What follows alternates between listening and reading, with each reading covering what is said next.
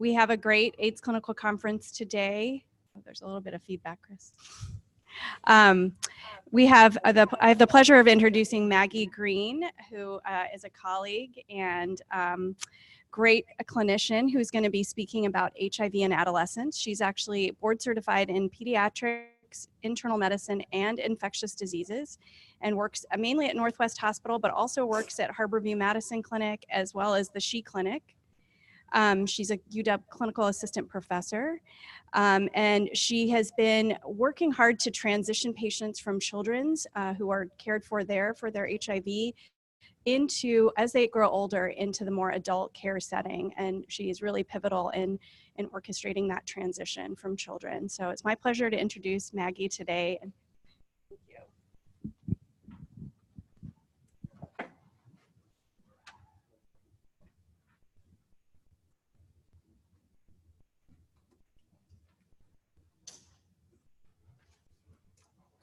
Sure. Check 1 2. Check 1 2. Okay. Good morning, everyone. Thank you. It's really a pleasure to be here and talk to you about some of the clinical work I've been doing since I've been in Madison attending for the last almost decade. It seems strange to say that. This is a required disclosure slide. So just to get a sense of the audience who's here, how many of you have had the opportunity to work with adolescents in the sort of 13 to 24 year range?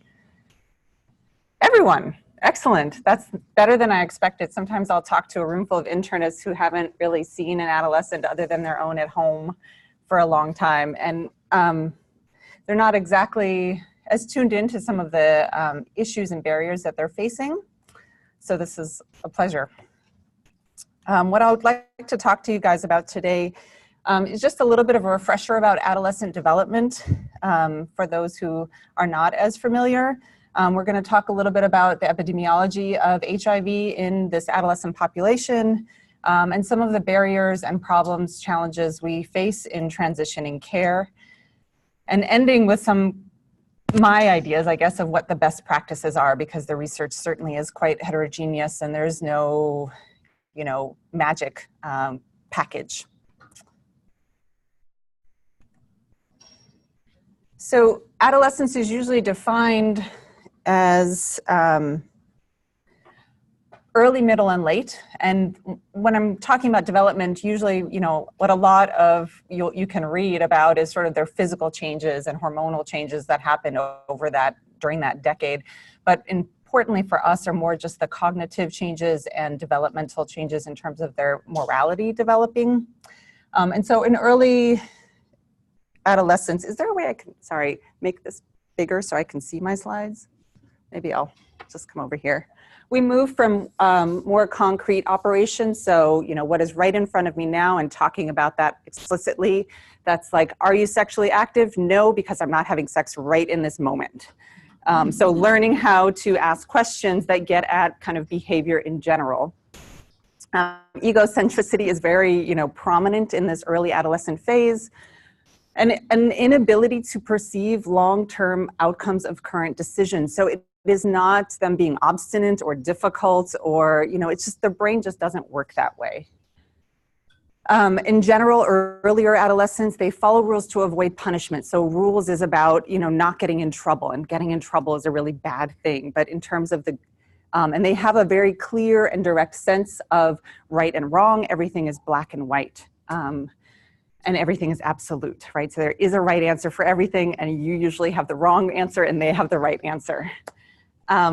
As they progress in their development, more into middle adolescence, we see the emergence of abstract thought. We see the perception of the future implications of their decisions, but it doesn't always translate into decision making. So they can kind of begin to sense what might happen, but when it comes down to making decisions about their own behavior, oftentimes it's just strong emotions that drive those decisions. And this is when we typically also see that sense of invulnerability emerge. There is the beginning or emerging ability to see others' perspectives and empathy. And then we move more into late adolescence, which is more future-oriented. And this is kind of getting more into adulthood and the adult's cognitive and moral sense, a sense of perspective. The late adolescents tend to be very idealistic. They're able to think through problems independently. They have some improved impulse control, improved assessment of risk versus reward, and then can distinguish kind of what is a rule and what is morality. So fairness really plays a part here, where they, they have an understanding of the gray, and they feel like things are not fair and they're right, and it's hard to sort of put that together in their brains. I intentionally left off the age groups that often correspond with these, because this is happening in all adolescents, and each of these kinds of flows is happening at different rates. So you're not always going to see these things happening together, and they're not always going to be happening at the ages that you expect. And so it's just really important to kind of have some conversations with adolescents when you're first starting to get to know them, to see where they are in each level. At the same time, this is also when we begin to see, or we do see, a real struggle for autonomy, emotional, physical separation from their family, and privacy is paramount. Sorry. There's also, of course, intense peer group involvement and preoccupation with peer culture. So this is also a time in one's life where it becomes increasingly important to kind of fit in.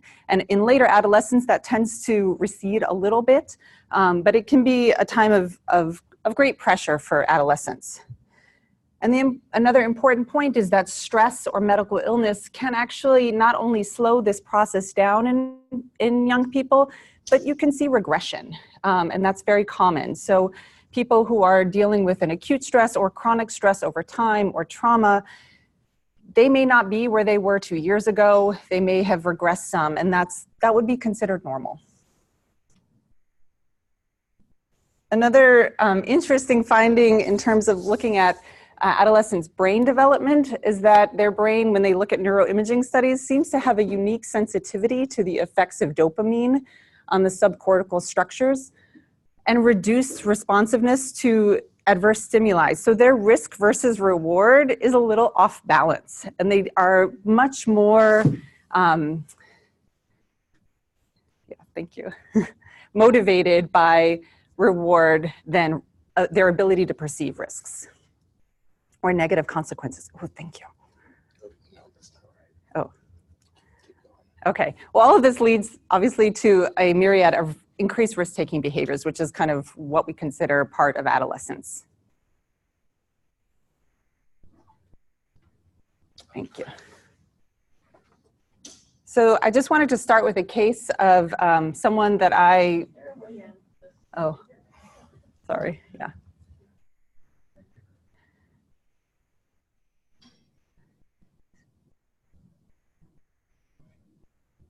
I'll just start talking. This is just a case of a patient of mine who came to me at the Madison Clinic a little bit over a year ago. He was 19. He had presented to another clinic requesting STD treatment or STD testing. His risk factors were, MSM and unprotected or condomless anal intercourse. Oh, yeah, thank you. At the initial clinic visit, he had a rapid HIV test, which was negative, and he was tested for other bacterial STDs. He was diagnosed with syphilis and gonorrhea and came back for treatment, came back to this clinic for treatment.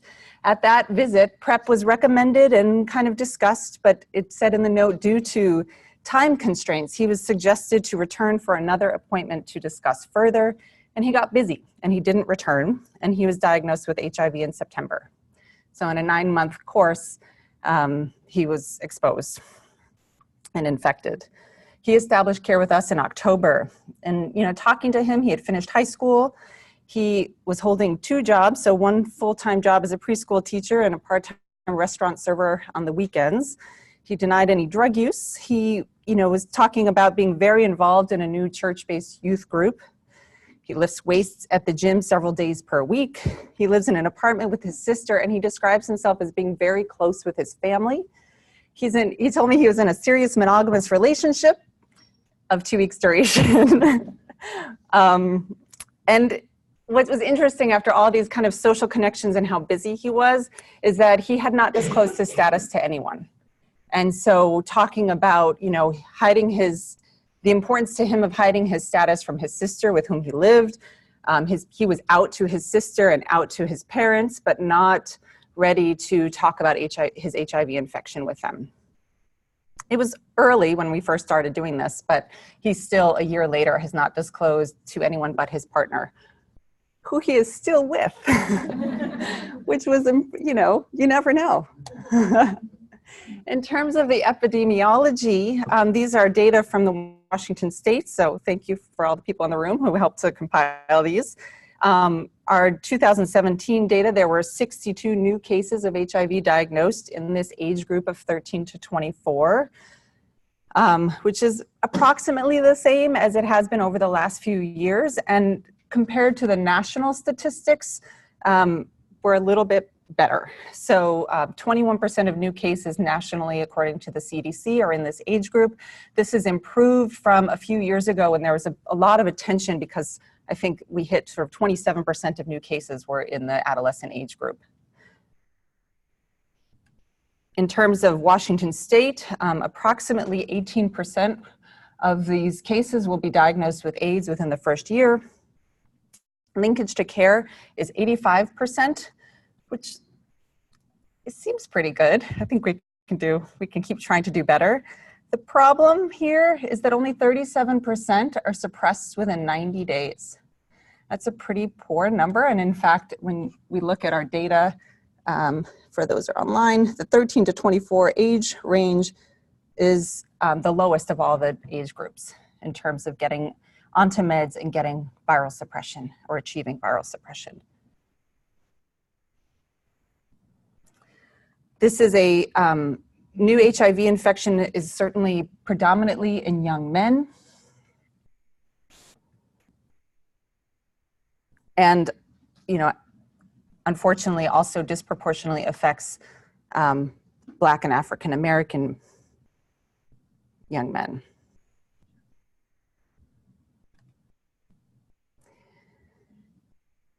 Male-to-male sexual contact nationally is the predominant risk factor.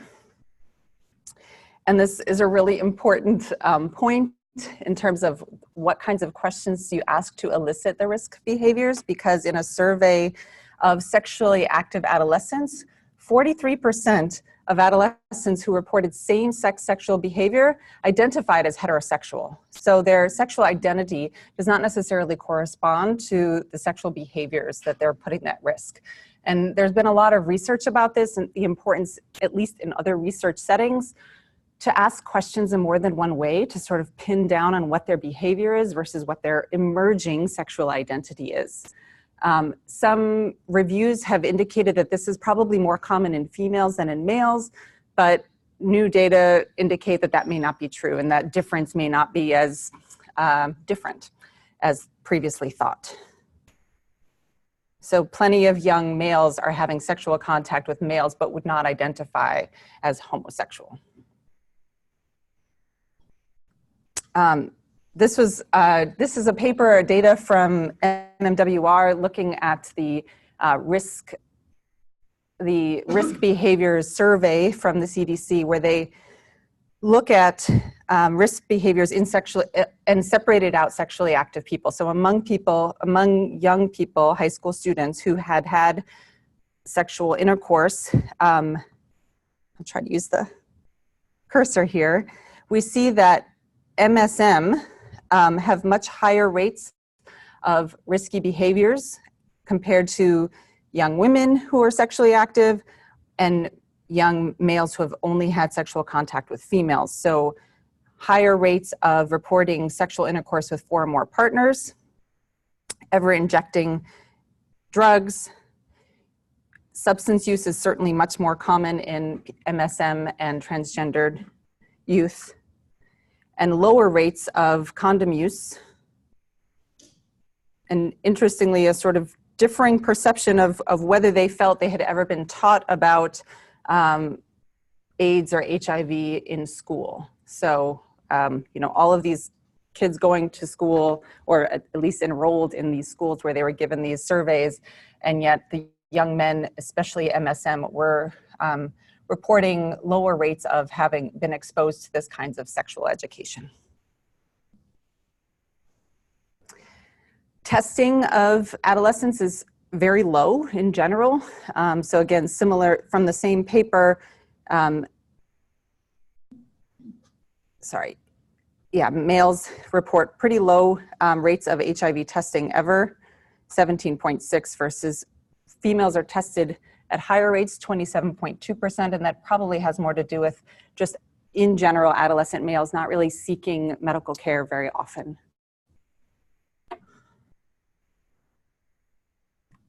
In terms of barriers to treatment adherence, getting back to these numbers of only 37% of new cases suppressed within the first 3 months of diagnosis, there have been a lot of studies kind of trying to figure this out. A few kind of interesting things that I was able to find that I think summarized it well. This was a study of non-adherence to antiretroviral therapy among perinatally infected youths, but they also did the same study the year prior in behaviorally infected youths. So they had 368 subjects, 25% had reported significant non-adherence in the months prior. And they basically came to the conclusion that self-efficacy, which is like the belief that you can make changes in your health, and outcome expectancy, that your behaviors would predict the outcomes, were higher in adherent patients. And I don't think that's surprising. And that seemed to trump any other barriers that patients identified. So they sort of asked separately about, everyone was asked all the questions. What barriers do you perceive in taking your meds? And plenty of patients, all of our patients, right, can identify a few behaviors. But it was those patients who had high self-efficacy and high outcome expectancy scores that were able to overcome those barriers and be adherent despite the barriers that they faced. In subjects with low SE or OE, adherence really differed according to the presence or absence of mental health or structural barriers. And individual structural barriers that were independently associated with non-adherence were insurance problems primarily, childcare, and school and work problems. So things where they're dealing with a particularly power structure that was more challenging to face. The presence of 2 or more structural barriers was also associated with non-adherence, and this was really similar to behaviorally infected youth, except in that group, non-adherence was as high as 37%. In another study, kind of looking at just some of the barriers that these patients are facing, it was kind of heartbreaking to read through some of these, right? So to get back to understanding where your adolescent patients are in their development, that, family and friends don't help me remember, things that people still are sometimes reliant on their caregivers, and that when we're seeing them in the adult setting, we have to sometimes understand that they may still need help. And it's not just from the medical team, but from their social supports. So got in the way of my daily schedule, certainly worried about that someone would find out about HIV. And these are some of the things our adult patients face as well, but I think they tend to be more obstructive in the adolescent patients. Nowhere to keep my pills. In terms of the perinatal infection, I think a lot more, and what I hear very commonly from patients after they transition is taking it reminds me of having HIV, and I want to forget that I've been living with this for so long, and it's just a hard reminder. And in fact, I've had a few patients who, after they transition, have really asked me they've been suppressed for a long time, and they asked me to recheck their HIV tests because they need sort of they don't believe that they have it, that they're sort of coming to their own self-identity, and they want it to be proven to them that they are infected. I appreciate that they're doing that without stopping their medications and having a viral load rebound, but I have done that for a few patients. Perinatally infected adolescents tend to report more numbers of barriers, and then in this study, the number of barriers correlated with the percent of doses missed and the psychological distress and viral load for perinatally infected adolescents. For behaviorally infected youth, the number of barriers correlated with the percent of doses missed, and also a measure of psychological distress and substance use, which they, is basically their screen using the CRAFT screening, which for those who are not familiar, it's similar to CAGE, but more specific to adolescents in terms of substance use.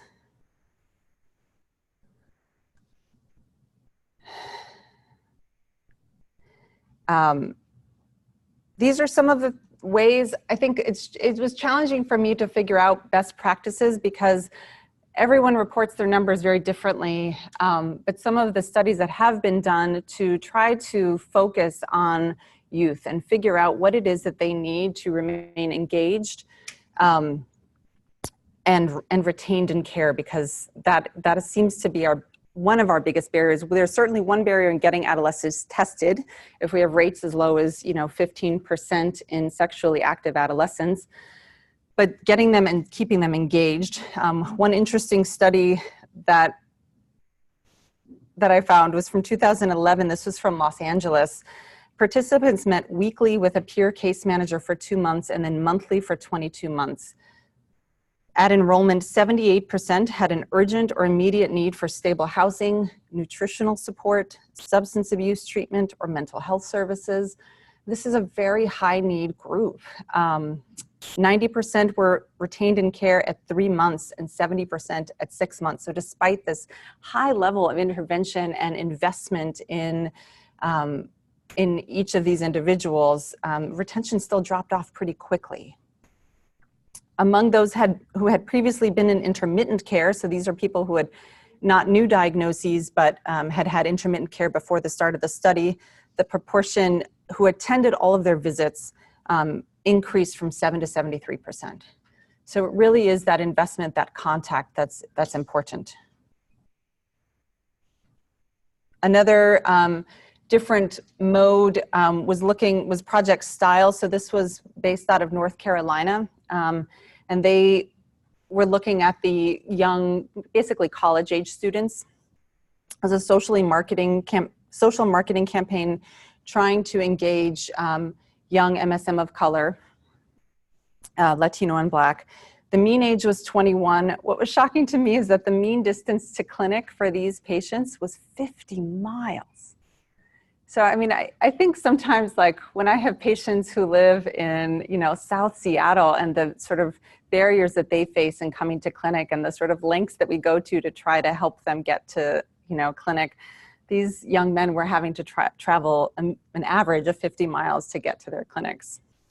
They reported an excellent, what they considered excellent, retention in care over 2 years was 63%. So really just disturbing levels of loss of patients over time. They had a peer outreach worker.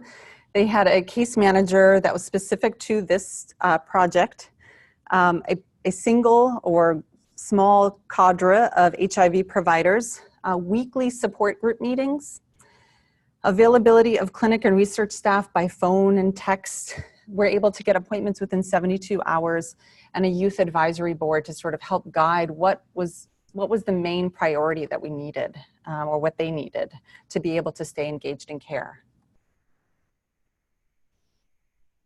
And many of you probably saw this recent publication. So this was just released maybe a month ago. It's still just available online. And this is looking at healthcare transition outcomes among young adults with perinatally acquired HIV infection in the United States.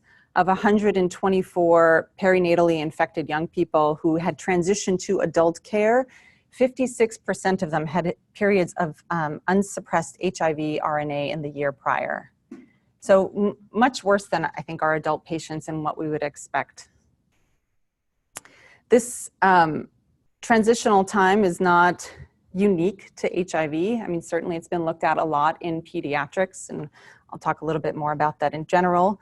One of my recent experiences with this, I had a 21-year-old woman who transitioned to adult care from Seattle Children's Hospital. She had a CD4 nadir during childhood of 125, and her CD4 at the time of transition was up to 557 with an undetectable viral load. And review of her notes over the past few years had indicated multiple episodes of decreased adherence and detectable viral loads in early adolescence, kind of more in the 13 to 15 age range, and then sort of got better later. When she came to see us at the Madison Clinic, she kind of reported crippling loneliness. She was the only one in her family who had HIV infection. She felt like she faced stigma from her community and from her family. She lives with her parents. She works full-time at SeaTac Airport, and she's registered for community college several times. Has not actually made it to class yet, but she's gonna do it. And no one in her life but her parents are aware of her diagnosis. So again, a young woman emerging into independence. She reports having close friends in her community, in her religious community, but nobody knows. And that is something where she feels shame about both having HIV and having these friendships that she considers close, but not sharing that detail of her life with them. She missed her routine 6-month visit, didn't respond to my phone calls or, various ways I used to try to reach out to patients. And then she returned after greater than a year, had been off of her meds and not wanting to respond because feeling bad about that. And her CD4 count has dropped to 217. So this is sort of typical of what we see in this transition, and hard.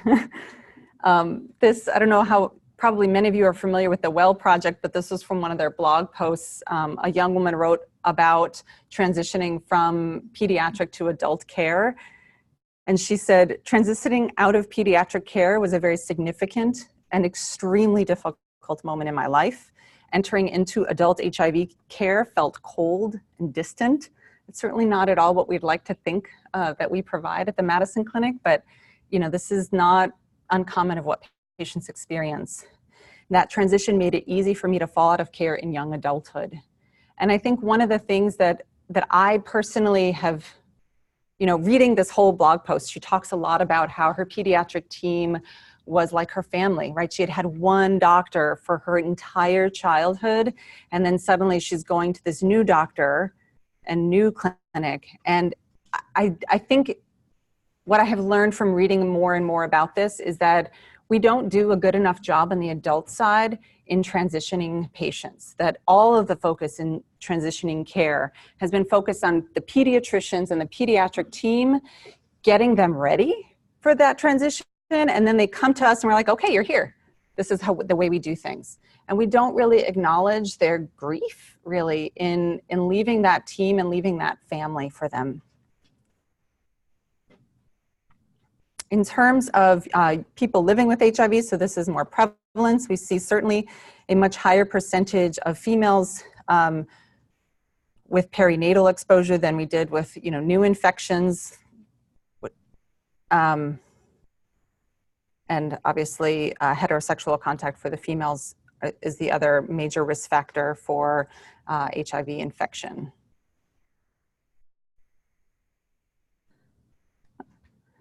So the perinatally infected patients with HIV, I mean, one of the things that is kind of borne out in the literature of all young people living with HIV is that there are similarities and differences, right? So everyone perceives these risk factors and barriers to care, but how they're experienced is a little bit different, and there are some nuances between those who are perinatally infected and have been living through their whole childhood with this versus those who are infected usually later in adolescence.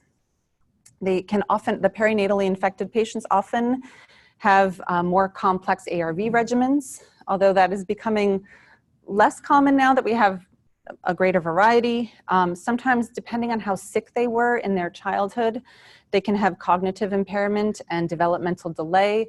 Mental health diagnoses are also often more common and maybe a little bit more difficult to address in the adult setting for the adolescent. It's something that I've sort of encountered taking care of these patients. They can have additional social challenges. So, especially with our international adoptees, being in communities, being in families where they already feel kind of different than everyone else around them. And then also, having this big secret of their HIV infection. And for them, transition to adult care can be particularly difficult, mostly because they have, in general, been very well cared for by their pediatric providers. And we see that also borne out in our Washington State data, where here young people, 13 to 24, again, have the lowest rates of having a suppressed viral load. Not, so different from the 25 to 34-year-olds, but still, quite, I think to me it signals that there's more that we can do or should be doing. And as I said, supporting healthcare transition for adolescents into adulthood, this is not unique to HIV. I mean, we see this with cystic fibrosis, diabetes, basically any chronic illness that people are now surviving into adulthood. There's been or solid organ transplant is one of the very well-studied ones, where we see higher rates for acute rejection, or higher rates of loss to follow-up, increase for diabetics. You see increased rates of hospitalization for DKA. So it's not just about adolescents and where they are in their development, but it's that huge transition that occurs between jumping from a pediatric team and a pediatric provider to the adult side. And as I said, the pediatrics world has really been trying to address this for the last decade. They had a report, I think in 2010, that said, every patient that is transitioning needs to have a formal plan for transition. And you work through that plan, and they start talking about what that transition is going to look like for patients starting at about age 12. Obviously that depends on the patient and how sick they are and everything else, but it's a general rule, and they work through that over the course of the next 10 years. And the program at Seattle Children's, I know that they also have a formal program that's sort of where they sit down with the social worker, with the provider, and say, okay, where are we on this plan? And what milestones have we achieved with this patient? Do they know their meds? First, do they know their diagnosis, right? Do they know their meds? And making sure that they're ready, and then start shifting some of that responsibility of self-care onto the patient while they're still in that supportive environment. So can they make their own appointments? Can they pick up their own refills? Things like that. And oftentimes, what I'm seeing is that the children's team, is anyone here from children's? No. So the children's team, I think, in my experience, tends to hold on to everyone until they're about 21. I think if they start having more high-risk behaviors where they could really use a more adult-like environment, so they'll transition them sooner, so 17 or 18. But that's just been my experience. And I think partially because they don't really have the infrastructure for kind of one-stop shopping. So a lot of their patients who are sexually active are being seen at the adolescent clinic, and then get their HIV care separately from that at the the virology clinic. And so sometimes they feel like having a medical home for these patients is better, and they transition them to either Madison or Roosevelt or other care providers so that they can have that one place to get all of your medical care sooner. And this is actually a new sort of statement from the American Academy of Pediatrics and also AAFP. And what's interesting here is that they finally, where is it? Need for importance of shared accountability and effective communication and care coordination between pediatric and adult clinicians and systems of care. So really starting to bring in that the adult side has some responsibility in this transition. And this is kind of how they describe what should be happening and when in general this should be happening. And again, this is not just for HIV, but for any chronic illness. Really just trying to discuss the transition policy with the patient, with their family, to begin to track their progress, assessing skills, and developing the plan, including the medical summary, so that they can then start to transition to the adult side. And on the adult side of things, really making sure that we're ready to accept these formerly pediatric patients, and continue that communication after they've had their first visit, which is something that I think has been missing. And again, they sort of now separated out. It's worth a read if you are interested in this population, but basically separating out what's the responsibility of the pediatric side of things, what's the responsibility of the adult side of things, and really making sure that communication happens more than just on one handoff period. And certainly my practice is, if I know that a patient is coming from Seattle Children's, I reach out to the attending, I reach out to Kathy Mohan, who is their advanced practice practitioner.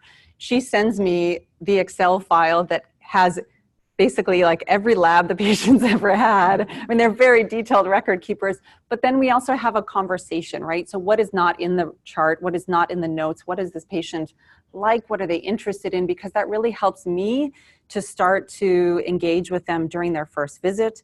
For some patients where they expect to have a particularly rocky transition, I can sometimes go to have a shared visit at the virology clinic at Children's. So I will physically go and meet them at Seattle Children's, and then when they come to Madison Clinic, they already know me, they already have my email, they know how to contact me and get a hold of me. And for some patients, that's been really helpful.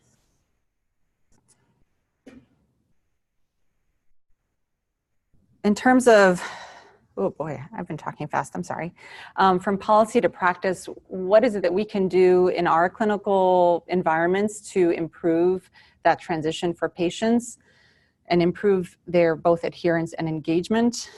I think the pediatric providers set the stage. So starting those transition discussions early at age 12, increasing, I just gave a talk at Swedish for their general pediatricians to really improve their testing and, starting discussions early about sexual health so that it's at least on the teenager's radar, that this is something that should be important to me and I should care about.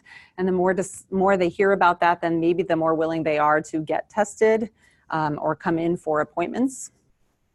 And adult providers, we need to do our homework. We need to, talk to the transferring provider, and we need to, I was saying, I need to learn, I need to do a better job of acknowledging the patient's separation. And, I always sort of acknowledge like, oh, I've talked to Kathy about you, or I talked to Dr. Melvin, and that seems to sort of warm them up. But I think I haven't been doing a good enough job, I think, of just really spending some time with that this is probably a hard time for them and a hard separation, and what things can we do to make that easier for you. Many of the patients are still, that transition from Seattle Children's, do still see the pediatric team at social events, and so that's a really nice check-in point, but some of them kind of feel abandoned, that they feel like they had been carried through their childhood and then it's just done and they're handed off and that's it. So that's something that I think we can work on within our system. Having an adolescent-friendly setting. So much of the literature talks about setting the physical plan to be friendly, and I think that has more to do with adolescent settings where they're housed within the pediatric world. And obviously adolescents don't really want to be seen for their HIV infection and talk about their sex lives when there's like painted animals on the walls and cartoons and little babies in the waiting room. So from our standpoint, I think it's we're pretty adolescent friendly already in terms of the physical plant. But also making sure that all the staff and providers understand their role. So we're not their parent, we're not their peers. And I think that when people are uncomfortable working with adolescents or less mature adults, that we sort of try to fit in with them either in one role or the other, try to, kind of become their peer and be friendly with them, or take on the more parental role depending on which part of our personality we're more comfortable with. And it's really not either of those, that we're, their health coach or trying to be like a trusted teacher, someone who's going to share with them information. And that can be very important. It's really important to have a forgiving late policy. You know, most clinics that are focused on adolescents in places where they have a much higher proportion of HIV infected adolescents, they have drop-in hours, which, you know, I think we could probably do at Madison Clinic with MOD or something like that. But understanding that adolescents, I think, compared to older adults or more mature adults, just have a lot less agency in their structuring of their time, and transportation can be more of an issue. And just trying to figure out, we have to have clear boundaries because we can't just have people showing up all at any time, but having a sort of 15-minute late policy and you won't be seen and that's it, is probably not ideal for keeping people engaged in care. Evening hours are also helpful, again, for those who are in school or at work, or trying to encourage people to be in school or at work. And then just the importance of ongoing assessment of their developmental status. So, you know, age does not define milestones, and stress can knock back or slow progress. And certainly we know that substance use can also slow progress in terms of development. So we just really need to take the time to have those conversations and just, you know, ask them about something unrelated to their health and just kind of get a sense of how they think about things, how they make their decisions. So that can help you to help them in terms of their health. So sometimes appointments with young people can take longer. The other thing is this importance of privacy, you know, and especially for patients transitioning from pediatric care to adult care, you know, they've been living in an environment where their parents were in on everything. And, you know, really trying to figure out that balance for the transitioning patient. It's really important to address confidentiality concretely and right away at that first visit. This, you know, this is what's confidential. This is what I may have to report if you ever say that. We can include your parents to whatever level you're comfortable with. And that will change over time. So we're going to have this conversation in an ongoing way. But sometimes because they are still dependent on their parents for care, for reminders, they want their parents in on the conversation. And I think it's really helpful to allow that at the very beginning. You know, to say, you know, we're going to start this conversation with your parent out of the room, but you are welcome to have them here for whatever part of this you want. So that's part of that, remembering that patients may remain dependent on their parents and guardians. Shared decision-making is key, you know, especially as that developing autonomy. You really want to make sure that they feel like they're the ones making decisions. Well, they are the ones, not just that they feel that way, but just including them and helping them to come to their own decisions about their care. And really getting into the nitty-gritty, which I think a lot of adult providers do with HIV, is proactive planning for adherence. So where are you going to store your pills? You know, if no one else in your household knows that you're infected and you don't want them to know, how are you going to get your refills? What other daily routines do you have that we can attach you taking your meds to? Some reports or kind of best practices papers have recommended monthly visits for adolescents. I think I have a hard time with that. I see that they're using it based on data that show adherence drops off once you spread out visits. So any intervention where they say, well, we'll visit monthly for this long, and then it'll go to quarterly, that adherence drops off once you switch to the quarterly visits. But having a requirement of monthly visits is really challenging for patients to sort of set that up into their schedule. And one of the things that, you know, I've tried to do is just try to have some sort of contact monthly. So whether that's just a phone call, is there anything that's going on that we can help you with? Is there, you know, do you need to come in? Do you need, you know, to come in for STD testing? Do you need to come in and see any provider? It doesn't have to be me because there's something acute going on. And if not, then just come back in a month. So I think flexibility is key for that, but that's just my experience. Peer support is really important, obviously because of that role and the need to fit in. And this is something where we're really missing in our community. So many of these patients, whether they're perinatally infected and transitioning into adult care or newly infected, are just keeping this secret. And they don't necessarily, in these conversations feel comfortable going out to adult or older. They want to be around their peers. They want to be around other young people who have HIV infection. One of the interesting things that came from a discussion that I've had with kids who used to go to the camp, what's the name of that camp? Is it REACH? Yeah. For HIV infected youth, is that they have done such a good job of making it not about their HIV that none of the kids even, or many of the kids didn't even know that all of the kids were infected. So they'd been going to this camp.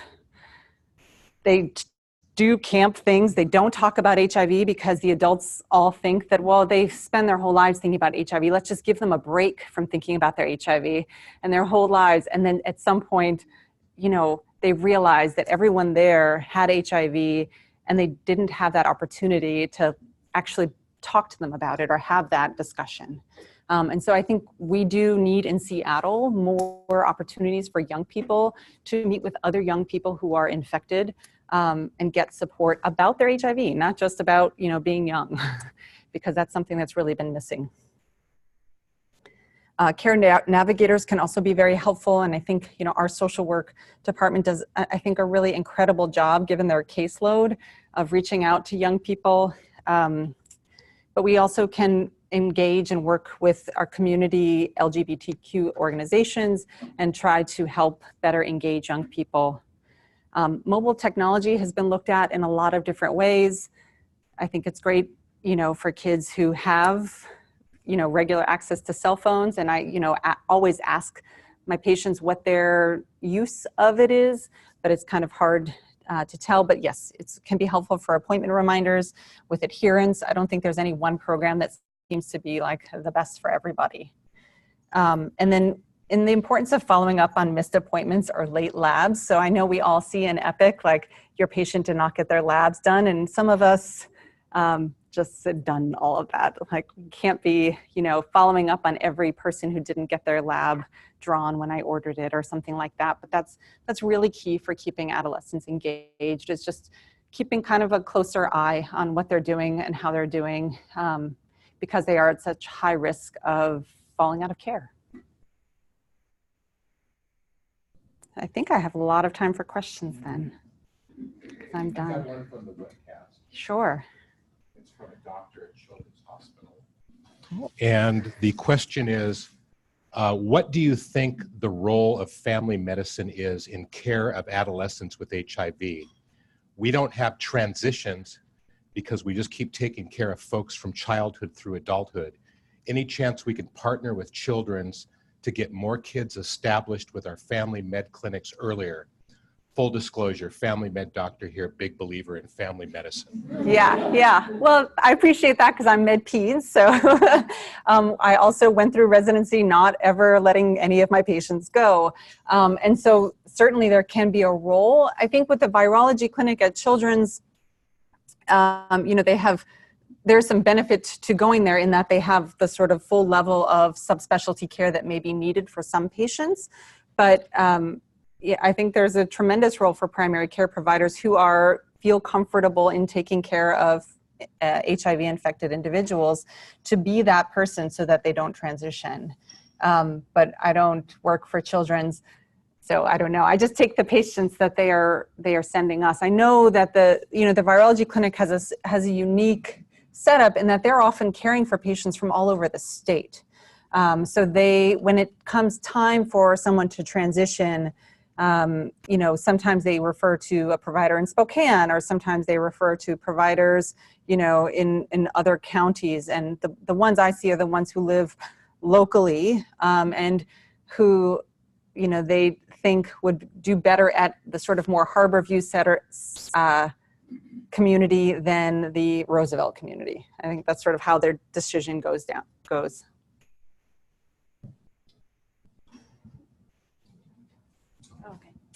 was a great talk, Maggie. Oh, thank you. In thinking about transitions, and you work a lot with the providers at Children's, and I'm wondering if there's a more comprehensive approach that we could have when a patient onboards to Madison or makes that transition that would make it smoother. You've outlined a number of things, but I don't think that we have a formal We don't have a- policy, and that if there's a warm handoff, even with social work, or even some of those things with pharmacy and adherence, so in making it a more multidisciplinary transition, have there been models of that for even other chronic diseases? There are not, I think when they start to look at the data, because of the heterogeneity of the disease processes, the heterogeneity of the care models, there's no kind of evidence-based like best model. But I certainly think that the informal process that I have had with the children's, I maintain my privileges at Seattle Children's so that I can go there and see patients, and so that I can have access to their medical records and look at all of their notes and look at everything. But certainly I think we do need a more formal process, and working on this talk and working with some of my patients who have transitioned and going through some of the rocks has really pointed that out to me. Thanks, Maggie. That was a great talk. Do you know, is there any evidence that the efavirenz has a deleterious effect on kids' scholastic achievements or sort of neurocognitive stuff with them? Because a lot of the kids who I've seen have been on a tripla in the past, which I've stopped when they come to see us, but I'm just interested in that. I don't know specifically about that, but I can look. I think it's been challenging to sort out the individual effect of efavirenz compared to, the issues of being, in the hospital sometimes frequently, being out of school, whatever social situations. And I think for us in Washington, at least, and even in Seattle, what we don't know is we don't have that many patients. And so that's been challenging. And I think, Shirisha, to your point of having a more formal protocol, it seems like for a while that there would be fewer and fewer patients coming, and that just hasn't happened. And I think that's when we set this up, this sort of informal arrangement, it seemed like, okay, this is going to get fewer and fewer and fewer, and it really hasn't, partially because of, international adoptees and more people living in Seattle. Thanks, Maggie, for an excellent talk. I had a question about the outcomes expectations, which are key for self-efficacy and maintaining adherence. Can you talk a little bit about, are there any approaches, therapeutic approaches or psychological approaches that we could use to build the self-efficacy and to improve their outcomes expectations? Is that something we can address therapeutically? I think there is, and there's sort of coaching tools that have been studied in adolescents. I don't remember any of them off the top of my head, but there are kind of programs that look at that. And it's certainly something we can work with, like our health educators and also our social workers. One of the things that I have the hardest time finding is mental health care. So kind of psychologists who are tuned into or have the availability that adolescent patients often need. And that's something that has been kind of challenging for me as I'm, digging in with patients and trying to say, like, these are things that we really need to talk about. I'm not the person that is skilled in talking, and helping you to fix this problem. And then when we finally get to the point where I say, like, I think you could really use some therapy or some treatment for this, finding providers who, accept their insurance, fit into their schedule, have availability is so much harder for young people than for adults. So that has been something that I think we need almost more than anything else. Got another one from the webcast, please. Any data on increasing adherence with appointments or medications with new immigrants where English is a second language? Any data? Well, I think that the studies and all the evidence that's sort of collated indicates that you just need to have that language available. So whether that's in an in-person translator or interpreter or having printed materials in their language, but I don't know if there's any comparative evidence to say that it makes a difference. It's always kind of part of a bigger package. if that helps. So yes, it's important to have all of the language that people speak and read, helping them to communicate about their adherence and helping for us to coach them in that. Morning, Maggie. Thanks for a Morning, nice Bob. talk. Do you think that long-acting injectable medication is going to be particularly valuable for this patient population? I do. I do. I think monthly injections might be challenging to get people to come in for, but something that could last, 2 months, certainly. And, with anything, when we talk about, these are humans who are in transition. So the idea that like they wouldn't need to be on it forever, right? It seems, I guess, the same way I think about PrEP. Like this is just something that would really help you right now until things are more settled down for you. But yes, I think there's great interest in the adolescent population for this. There was at least one study and maybe more that looked at using weekend antiretrovirals and not during the week for adolescents because of stigma. What is your view on that, and what do you do when your patients ask you about that? My patients don't ask me about that. And, there were certainly studies, earlier looking at holidays. That used to be kind of standard in pediatric HIV practice for a long time, was like for when patients were having trouble, it's like, okay, let's just take a break and come back when things are better. And it was, shown that it is not helpful and did not work for patients. It led to increased resistance and did not really improve adherence in the long term. So I've not had any patients talk to me about that. Most of what I do in terms of counseling is just trying to get them on the smallest number of pills in the smallest size, and just making sure that they have a stash in like every place that they spend time, like, a stash in your backpack, 3 or 4 pills in your backpack, and, 3 or 4 pills in your locker at school, and just trying to make sure that they feel like, for those who are not, do not feel like they can just keep a bottle of pills around, that they can, access wherever they're staying, whether they, go spend a week with a friend because they're having trouble with their parents, that they still have their medication and have access to it. So I can't really speak to my experience with that. Ina, did you have a question? Oh, Thanks. I've been working with Dr. Dombrowski and Mark Fleming, and conversations with Dr. Melvin in the social worker to helping with the transition from adolescent to the adult clinic. So sometimes they call us and we trying to, have conversations there on in children's before they come to the clinic. Right. So I definitely work with Dr. Melvin. I think that the trick is sometimes is that, we're busy on this side, they're busy on that side. So sometimes if there's someone they're particularly worried about, I get an email, I get a phone call, we are transitioning this patient, this is going to be a rocky one. And then we get started and moving. But there have definitely been times where, the night before a patient comes in, I'm looking at my schedule and reading up about people, and I'm like, oh, this is someone who's transitioning, and I haven't gotten an email or a page about it. And then I start digging into the chart, and, I think, not to put blame on anyone, but having a more formal process might actually help with that. Hi, I'm a social worker at Madison Clinic, and I work with a lot of the adolescents there. And I have a few ideas that do help with adherence and things that maybe we could think about implementing, which are maybe small reinforcements, small things that they can get for coming to appointments, even if it's just like a Starbucks card or just some little thing that they can get, because positive reinforcements do work for everybody, not just adolescents. But also keychain pill holders, we order them off of Amazon, but it would be great if the clinic had a little budget, because we try to get all our kids to have a little keychain. Also, I want to see PrEP in the teen health centers.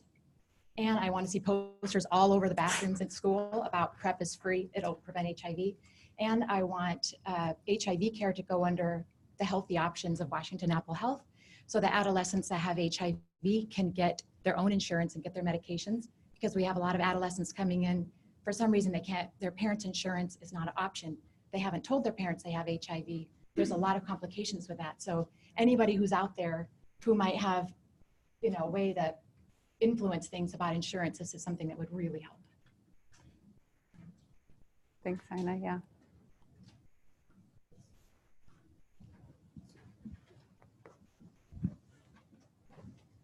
think in the older literature, insurance was like one of the biggest issues for young people. But since, Obamacare allowed, people to stay on their parents' insurance up until age 26, it does take care of a handful of patients and many of the perinatally infected kids who were not necessarily going to be losing their insurance at age 18 anymore. But still, there are plenty of patients who don't want their parents to know. And this is certainly more of an issue for PrEP than, when I was talking to the Swedish group of pediatricians, they were really, like, all right, so if we identify someone who should be on PrEP, how are we going to, do all of this so that their parents don't find out? And it's tricky. I'm wondering to what extent the youth are involved in their decision-making about where they want to transition, because I'm a pediatric cancer survivor from Children's, and when I transitioned, they pretty much just handed me a brochure for SCCA, and I didn't see an oncologist for over 3 years after that. So I'm wondering, like, do youth have choice in where they go after Seattle Children's, and how are they involved in addition to the provider-to-provider conversations? Yeah, so I'll speak from what I know about Seattle Children's, knowing that I'm not an attending there, so I'm not involved in these conversations, but my experience in working with them is that the answer is yes and no. So if they are from the Seattle area, they are provided, here are your choices. You can come to the Madison Clinic, you can go to Roosevelt, you can go to any of these other, providers, and we can help you set that up. And they do a very good job of handing that off. For patients who live further afield where the number of HIV providers is not as, they may not have as much choice. So I think there's like 1 or 2 providers in Spokane that they tend to refer people to because they've had good experience of handing patients off there. But, if someone lived in more rural Washington, just like adults who live in rural Washington, their choices will be fewer. But yes, it's not that they are assigned in any way, and them and their families are definitely part of that conversation. Although, when you're talking about adolescents, things change. And so making sure that they understand that those choices are not going to go away once they choose one. If they don't like the setup, that's fine.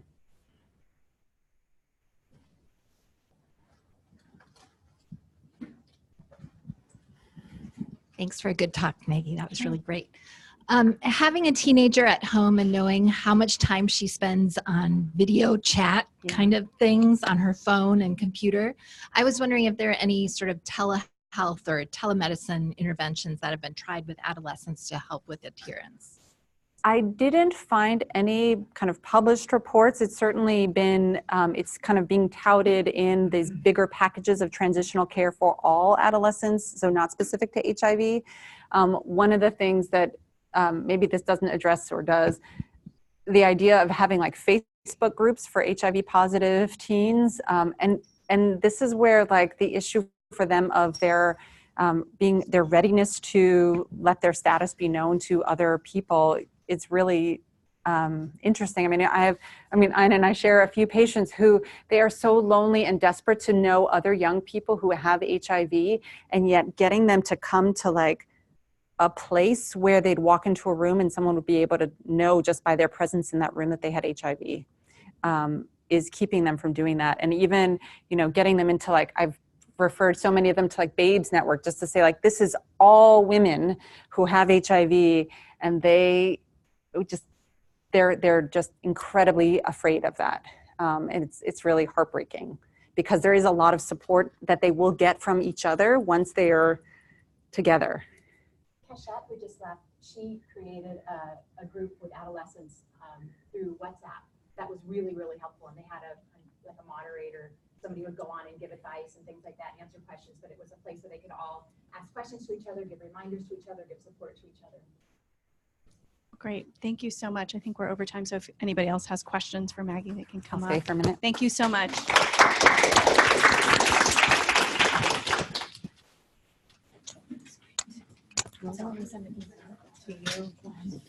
I know. I know.